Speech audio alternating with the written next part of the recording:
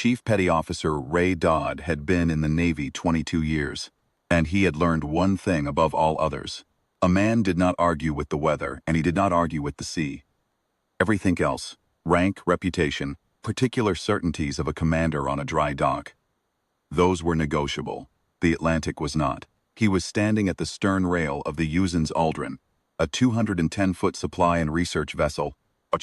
Commander Dale Pruitt put Warrant Officer Lena Voss off the assignment, and what Dodd felt was close to nothing, which surprised him later. At the time it had seemed entirely reasonable.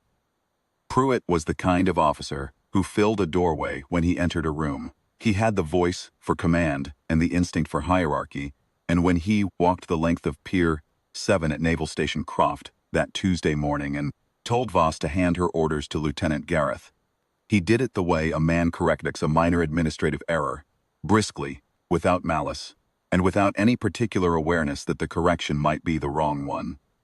Gareth was younger, taller, and had Pruitt's confidence. Pruitt appeared to consider equivalent to qualification.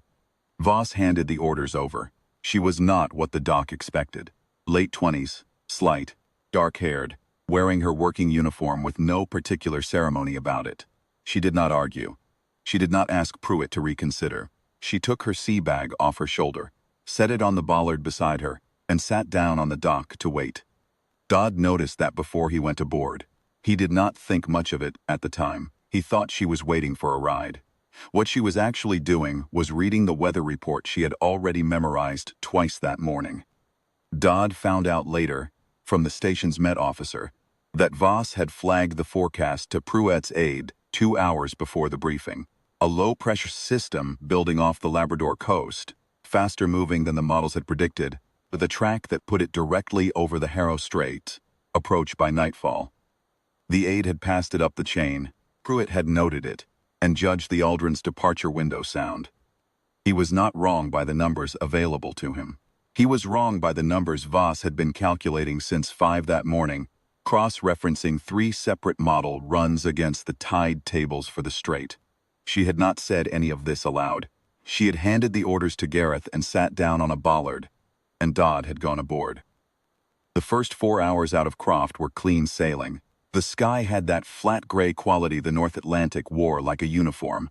Not threatening, not welcoming, purely indifferent. Gareth ran the bridge with the confidence of a man who had Pruitt's endorsement and a favorable forecast, and Dodd stood his watch and thought about nothing much. The Aldrin moved well in moderate seas. Crew of 14 settled into the rhythm of the crossing. Dodd had almost forgotten Voss was aboard. Under Navy ferry protocol, a second qualified navigator was required on any open water transit of more than 40 nautical miles. Pruitt had honored the regulation in the most minimal way available to him. Voss was listed as second navigator of record, her certification on file, presence technically satisfied. She was not on the bridge. She was in the chart room below, and Dodd, passing the door once in the early afternoon, had seen her at the table with the Met printout spread around her and a parallel ruler in her hand, and he had not stopped. The squall came at 1740. It did not announce itself. The barometer had been sliding for 90 minutes, and Dodd had clocked it on his watch rounds, noting the drop with the flat professional attention of a man who had seen worse. Then, the wind shifted 15 degrees in under 4 minutes. The sky to the northwest turned the color of a bruise, and the Aldrin began to move in a way that was different from the way she had been moving. Gareth held the bridge another 20 minutes. Dodd gave him credit for that. The lieutenant was not a coward. He was simply not prepared, in the precise technical sense of the word, for what the Harrow Strait approach required in a Force 8 sea state at night. The strait was 4 miles long and less than a mile wide at its narrowest, flanked on the eastern side by a rock shelf that the charts marked in the particular notation that meant, here, the water is deep until it is not. Gareth knew the charts. He had studied them. Studying them and reading them in the dark at speed, spray breaking over the bow and the autopilot fighting the cross-current, were 2 different educations. He did not crash the ship. He simply stopped, stood at the helm with both hands on the wheel and the coast light beginning to show off the port bow, and said, very quietly, that he needed the second make on the bridge. Voss came up the ladder in under a minute. She had her foul-weather gear on. She had had it on for 40 minutes. Dodd stepped back from the Helm station without being asked. He was not sure why.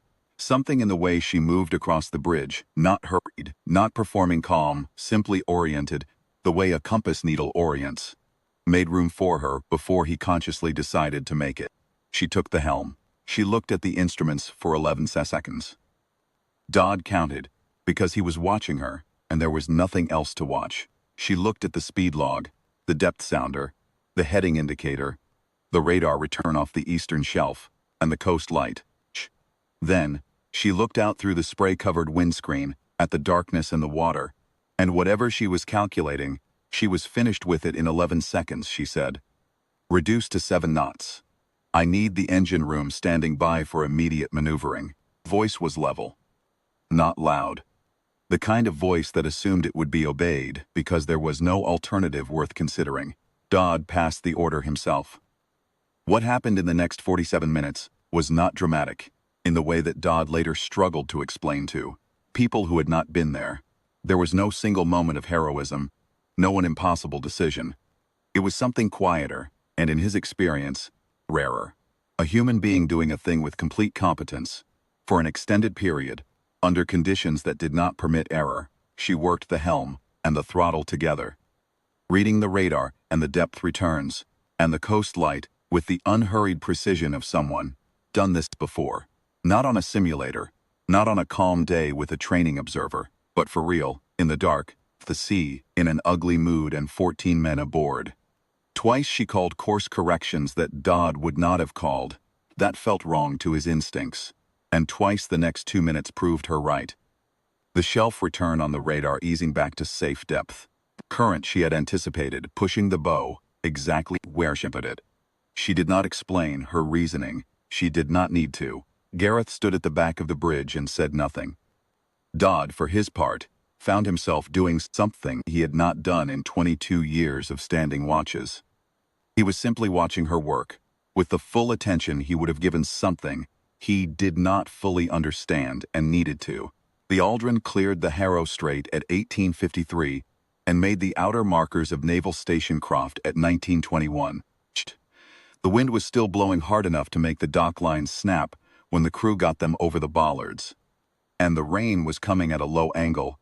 Voss brought the vessel alongside with a precision that the dock crew, 3 of them seasoned enough to know what they were seeing, acknowledged with the particular silence of men who have just watched something done exactly right. Commander Pruitt was on the dock. He had 4 officers with him, senior men, 2 of them with more years in the service than Voss had been alive. They had come out in the rain, 'cause a supply vessel was overdue in a gale.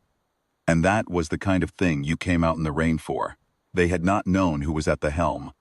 They knew when the gangway went down. Pruitt stood at the foot of it, and for a moment he was very still. Then Voss came down the gangway with her sea bag on her shoulder and her foul-weather gear dark with spray. And she walked onto the dock. Brought his right hand up to the brim of his cover in a formal salute. The 4 officers behind him did the same, not after a pause, together, and without hesitation, the way men salute when the gesture is not about protocol, but about something that does not have a better word than. Voss returned the salute. She said nothing. She did not need to say anything. The station's med officer, standing 30 feet down the dock, later said that her expression did not change. That she looked the same coming off the gangway as she had looked sitting on the bollard that morning, waiting, with the weather report she had already read twice in her head. Dodd was the last one off the boat. He came down the gangway and stepped onto the dock and stood there for a moment in the rain, holding his cover against his chest instead of putting it back on his head. He was not entirely sure why he did that. It felt like the right thing to do in the presence of something he had watched and not fully understood until it was over. He put his cover back on eventually. He went home.